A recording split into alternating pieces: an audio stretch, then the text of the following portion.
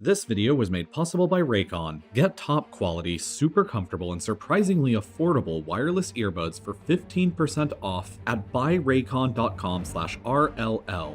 Okay, so here's the situation that you found yourself in somehow. You're lost somewhere in the Amazon rainforest and you're trying to get back to civilization when you stumble across a river. Unfortunately for you, though, the river is absolutely swarming with thousands of piranhas, and your only way to get over to the other side is to cross it. How do you manage to do this safely and successfully without getting quickly transformed into a skeleton? First off, it's probably going to be important for you to understand how piranhas actually behave in the wild. They're indigenous to this region of South America, and the legend of bloodthirsty, ferocious piranhas is mostly a myth. The piranha's fearsome reputation largely stems from the account of US President Teddy Roosevelt after he visited South America in 1913, where he witnessed a group of locals who blocked part of a river off and starved the piranhas inside for days before they dumped a poor cow in for them to feast upon, which they rapidly tore apart and skeletonized. Roosevelt was horrified and wrote about the incident extensively, which eventually trickled down into the minds of all of us through pop culture. In reality, though, piranhas are generally pretty tame and behave more like opportunistic scavengers. They generally only attack prey that's roughly their own size, but attacks on humans do still occur from time to time, so you are still at some serious risk during your crossing.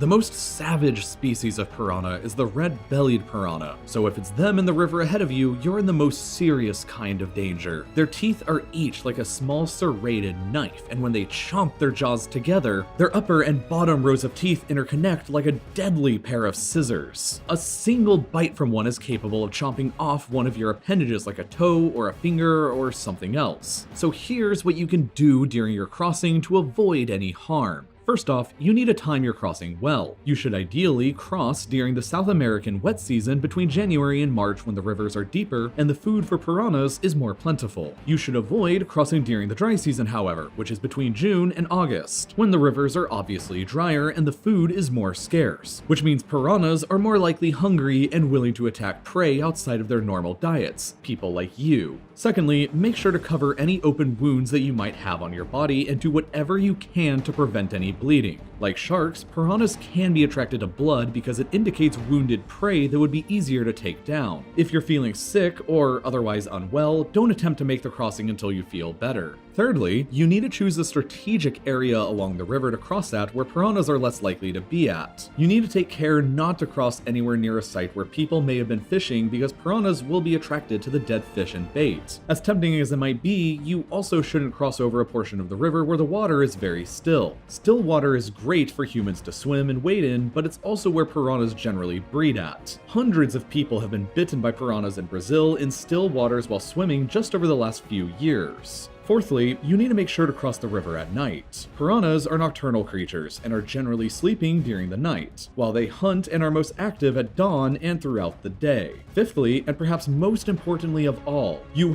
have to take care to move across the river slowly without any sudden movements or splashing, and without any talking. Sudden or rapid movements out of context and splashing around can alert piranhas that you might be in distress or nervous and cause them to investigate. So to the best of your abilities, you need to swim straight and true and as quietly as possible so as not to disturb them. While you're crossing the river, make sure to avoid any areas beneath trees because piranhas will generally linger around there, waiting for things like birds or their eggs to drop down for a snack. Finally, if you see piranhas actively feeding in an area, you should obviously steer clear away from that. While piranha attacks on humans are rare, when they're actively involved in a feeding frenzy, anything can happen. Hypothetically speaking, a group of piranhas are capable of taking down prey much larger than themselves like you for a few reasons. For one thing, when a piranha bites, they don't chew. When they bite down and rip off a chunk of flesh, they just swallow it down right to their bellies. They'll continue to keep snapping their jaws shut over and over like this until their bellies are full. Secondly, if piranhas are attacking in a horde of hundreds, they're incredibly efficient team eaters. During a feeding frenzy, the piranhas will continuously rotate in and out, so as one piranha takes a bite, it immediately moves out of the way for the next piranha to come in and take a bite, and so so on and so on. The speed that piranhas do these bite rotations at is frighteningly ferocious, which is what causes the infamous boiling water effect to appear on the surface of the river while they're feasting. There are only a handful of recorded incidents of piranhas killing humans, like recently back in 2018 when a drunk 18-year-old man fell off a boat in a river in Bolivia and was eaten alive by them.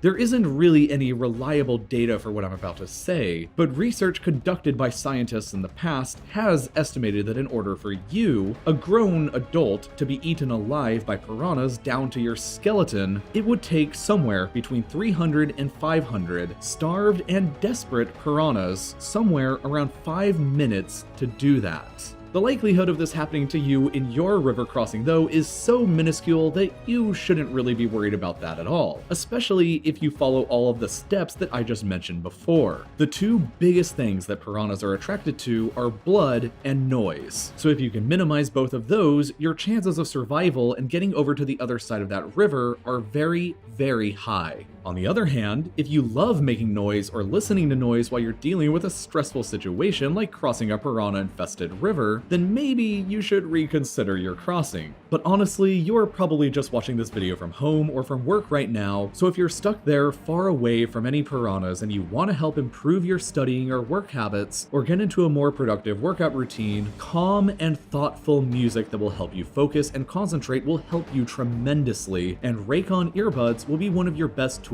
to help. They cost about half as much as the big name earbuds, but they sound just as good. They sent me a pair of their everyday E25s to try, and I've been incredibly impressed by the audio quality of them. But along with that, they're so comfortable that they get to the point where you could easily forget that they're even there. But I still found them secure enough to listen to while I was studying for the research of this video, and even when I went out to go take my dog for a walk. In fact, they come with 6 different sized gel tips to ensure that they'll fit great for you specifically. Plus, they can make calls, they're water resistant, and they have a great 6-hour-long battery life. But best of all, by heading over to buyraycon.com/RLL or by clicking the link down in the description, you'll get 15% off of their already affordable prices. So go ahead and check them out and help support Real Life Lore while you're at it. And as always, thank you for watching.